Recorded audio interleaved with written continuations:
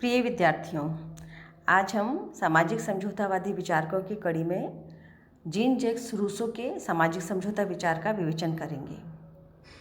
आप सभी जानते हैं, हॉब्स और लॉक ने जिन मूल आधारों पर सामाजिक समझौता सिद्धांत का विवेचन किया था, वही मूल आधार रूसो ने भी अपने दर्शन में लिए हैं। मानव स्वभाव, प्राकृतिक अवस्था और सामाजिक समझौता। रूसो का मत हॉब्स और लॉक के मत का मिश्रित मत है, मानव स्वभाव के संबंध में भी और प्राकृतिक अवस्था के संदर्भ में भी। जहाँ एक तरफ हॉब्स ये मानते हैं मानव स्वभाव बुरा है, लॉक ये मानते हैं मानव स्वभाव अच्छा है, विवेकशील है, वहीं रूसो का मत है कि मानव स्वभाव मूलतः अच्छा है और प्राकृतिक अवस्था में भी वो अच्छा ही था, लेकिन प्राकृतिक अवस्था में दो मूल अंतर प्रवृत्तियाँ उसको संचालित करती, उसकी दो इंट्यूशंस थी जो उसको प्रेरित करती थी अच्छा रहने के लिए। पहला तो स्वयं से प्रेम, चूँकि आत्म प्रेम की भावना थी इसलिए वह आत्म सुरक्षा की ओर भी प्रवृत्त रहता था, लेकिन इसके साथ ही जो इसको संतुलित करती थी दूसरी इंस्टिंक्ट, वो थी सहानुभूति, सिंपैथी, दूसरों के साथ सहानुभूति।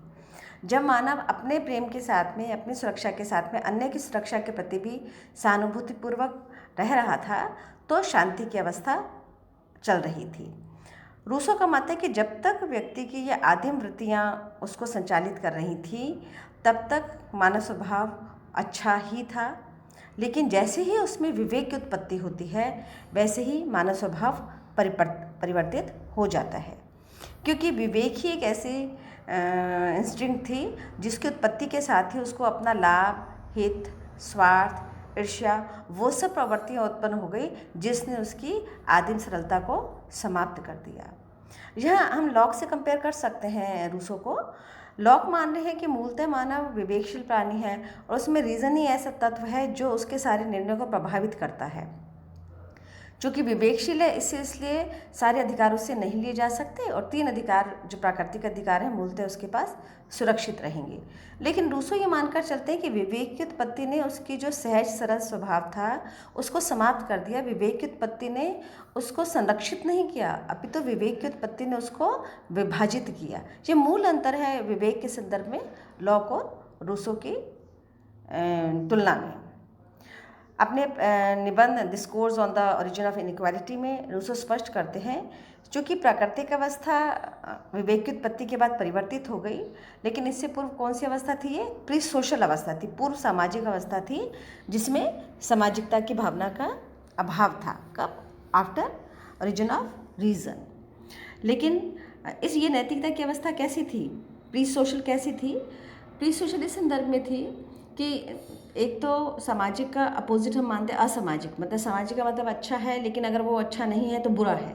लेकिन रूसो इसको अलग तरीके से स्पष्ट करते हैं कि जो प्राकृतिक अवस्था थी इसको प्री सोशल स्टेट में मानना चाहिए कि कैसा ओरिजिनल स्टेट ऑफ नेचर था जिसमें ना तो मोरालिटी थी ना इमोरालिटी थी बल्कि अमोरालिटी थी। मतलब ना तो वो नैतिक अवस्था थी ना अनैतिक थी, बल्कि इनसे ऊपर डैश नैतिक थी, अर्थात जहाँ पर नैतिक अनैतिक के स्तर से ऊपर रहकर मानव आपस में रह रहे थे। और ये स्थिति जिसमें वो अपनी मूल आदिम वृत्तियों के साथ में शांति से रह रहा था, इस अवस्था में जो प्राणी था, मानव था, उसको रूसो ने आदर्श बर्बर या नोबल सेवेज की संज्ञा दी है। नोबल सेवेज जो किसी भी प्रकार की असमानता, ईर्ष्या और दुराव से परिचित नहीं था और वो अपनी सहज वृत्तियों के साथ ही प्राकृतिक अवस्था में रह रहा था, और वही इसकी मूल सरलता थी और वही इसकी प्रसन्नता का मूल कारण था।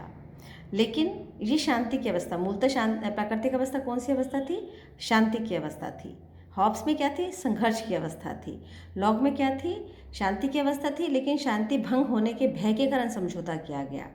रूसो क्या कह रहे हैं कि मूलतः state of nature was the state of peace, शांति की अवस्था थी, लेकिन 2 इंस्टीट्यूशंस के इमर्जेंस के बाद में, 2 इंस्टीट्यूशंस की ओरिजिन के बाद में प्राकृतिक अवस्था की शांति समाप्त हो जाती है। वो 2 इंस्टीट्यूशंस क्या थी?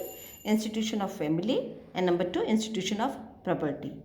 इंस्टीट्यूशन ऑफ फैमिली का मतलब जैसे ही व्यक्ति के में सामाजिक संबंधों के प्रति स्नेह उत्पन्न हुआ, जैसे ही सामाजिक संबंधों का संस्थाकरण हुआ, वैसे ही व्यक्ति में स्वार्थ और मेरा परिवार और मैं की भावना बलवती हो गई। तो उसमें जो मूलतः आत्म प्रेम का व्यक्तिगत सद्गुण था, उसके स्थान पर वो पारिवारिक स्वार्थ में परिवर्तित हो गया। चूँकि परिवार के संस्था के उदय के साथ ही संग्रह और संरक्षण की प्रवृत्ति का भी उदय हुआ, तो प्रतिस्पर्धा, ईर्ष्या और अविश्वास का भी उदय हुआ। ये थी इंस्टीट्यूशन ऑफ प्रॉपर्टी। संपत्ति के अधिक ग्रहण, अधिक संग्रहण और मेरी संपत्ति के भाव ने प्राकृतिक अवस्था की शांति को नष्ट कर दिया। चूँकि ये दोनों मूल इंस्टीट्यूशंस के कारण प्राकृतिक अवस्था की शांति समाप्त हो गई, सरलता समाप्त हो गई और असमानता की उत्पत्ति हुई, तब प्राकृतिक अवस्था से निकलकर एक नागरिक समाज, एक सिविल सोसाइटी बनाने की आवश्यकता महसूस की गई। यहाँ तीनों में अंतर है। हम हॉब्स, लॉक, रूसो की अगर तुलना करते हैं तो हॉब्स कह रहे हैं कि लोगों ने प्राकृतिक अवस्था की अशांति से निकलने के लिए आपस में समझौता किया। लॉक कह रहे हैं अशांति की आशंका के कारण समझौता किया।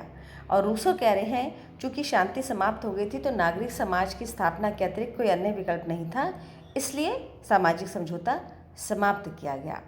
तो जहाँ हॉब्स शुरू करते हैं और लॉक उसको आगे बढ़ाते हैं, वहाँ मानव अवस्था, मानव व्यवहार, मानव स्वभाव और प्राकृतिक अवस्था के संदर्भ में रूसो लॉक के मानव स्वभाव से शुरू करते हैं और उनकी प्राकृतिक अवस्था का प्रारंभिक स्तर भी लॉक की प्राकृतिक अवस्था जैसा है, लेकिन जैसे ही प्राकृतिक अवस्था के अगले चरण में आते हैं उनकी अवस्था हॉब्स की विचारों की प्राकृतिक अवस्था में कन्वर्ट हो जाती है, परिवर्तित हो जाती है।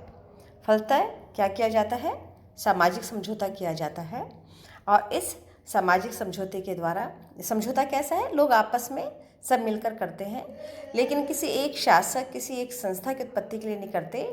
यहाँ पर रूसो समुदाय को या समूह को बहुत अधिक महत्वपूर्ण मान रहे हैं और ये इस बात का समर्थन करते हैं कि समझौते के द्वारा एक नैतिक एवं सामूहिक संस्था की उत्पत्ति होती है और जो लोग भी संस्था की उत्पत्ति करते हैं, जो लोग भी इस समझौते में शामिल होते हैं, चूँकि पूरा मानव समाज सम्मिलित होता है, तो सबके मध्य समानता रहेगी। जिन्होंने भी राजनीतिक संस्था की उत्पत्ति में भागीदारी की है, सहभागिता की है, उन सबके मध्य समानता रहेगी।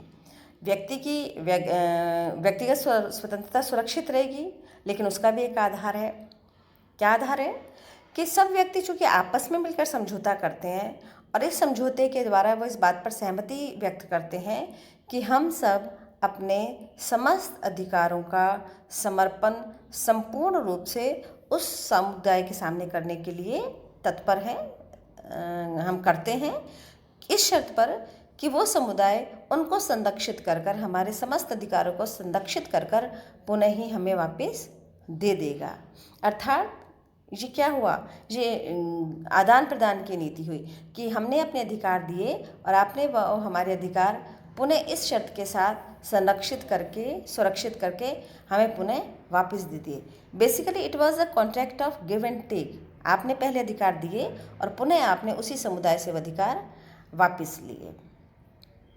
यहाँ किसी भी मानव के दो स्तर महत्वपूर्ण है। एक तो उसकी इंडिविजुअल कैपेसिटी में, जब वो ये निर्णय करता है कि मुझे समझौता करना है, और दूसरा उसकी सामुदायिक सामर्थ्य की स्थिति में, एक उसकी कम्युनिटी कैपेसिटी के संदर्भ में, जिसमें वो कहता है कि मैं उसका हिस्सा भी हूँ जो निर्णय भी किया जाएगा।